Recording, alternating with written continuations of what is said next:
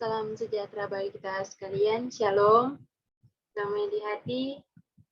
Pertama-tama patutlah kita mengucap syukur yang Tuhan karena sudah biasa kita. Di saat ini perkenalkan, nama saya Miranti Kadima. Saya mahasiswa teologi semester 5 kelas sistematika D dengan NIM 19201 118. Di saat ini saya akan membawakan materi saya, tugas etika lingkungan dengan judul Selamatkan Bumi. Nah, di mana selamatkan bumi ini adalah menjaganya agar tetap lestari, dan tugas kita sebagai manusia mencintai bumi dengan melakukan kebersihan dan selalu menjaganya agar tetap bersih dan terhindar dari hal-hal yang tidak kita inginkan. Contohnya seperti banjir, tanah longsor, dan lain sebagainya. Nah, melihat keadaan bumi sekarang ini dengan pemanasan global yang terus meningkat, jumlah plastik tersebar di mana-mana, juga sumber air bersih yang sudah mulai langka. Tentunya peristiwa-peristiwa tersebut merupakan dampak dari aktivitas manusia di bumi ini. Maka dari itu, kita sebagai makhluk hidup, kita perlu menjaga atau kita berkewajiban untuk bisa menjaga bumi kita yang sudah semakin tua ini. Nah, ada banyak cara yang bisa kita lakukan sebagai generasi kita atau generasi muda untuk menjaga bumi kita dari kerusakan dengan mengubah kebiasaan kita sehari-hari.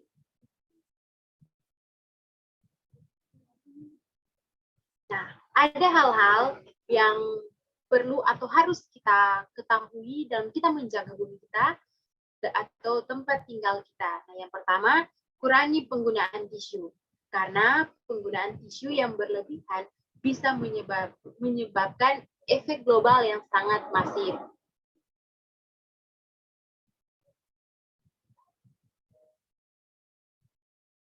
Nah, yang kedua, kurangi penggunaan plastik.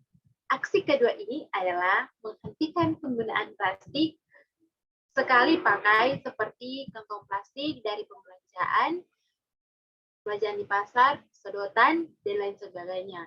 Karena plastik yang mudah diurai mulai mengotori daratan, menyumbatan saluran, dan membuat laut tercemar.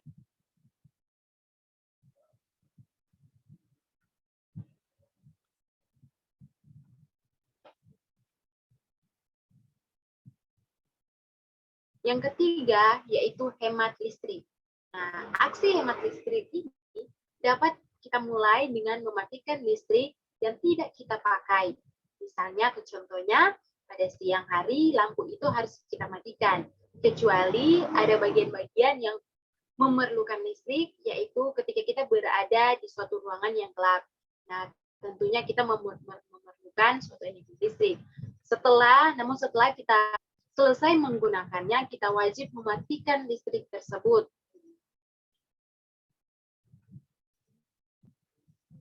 Nah, yang keempat yaitu hemat kertas. Selain kita menghemat kertas, kita juga menghemat biaya pengeluaran. Kita juga turut membantu mengurangi laju deforestasi atau penggunaan hutan. Dengan menghemat kertas, kita dapat mengurangi tekanan terhadap hutan alam, mengurangi penggunaan energi, mengurangi polusi udara, air, dan sampah.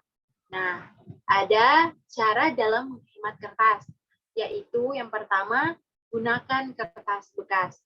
Yang kedua, pastikan dokumen telah siap dan benar sebelum dicetak. Yang ketiga, atur margin dokumen untuk mengurangi halaman.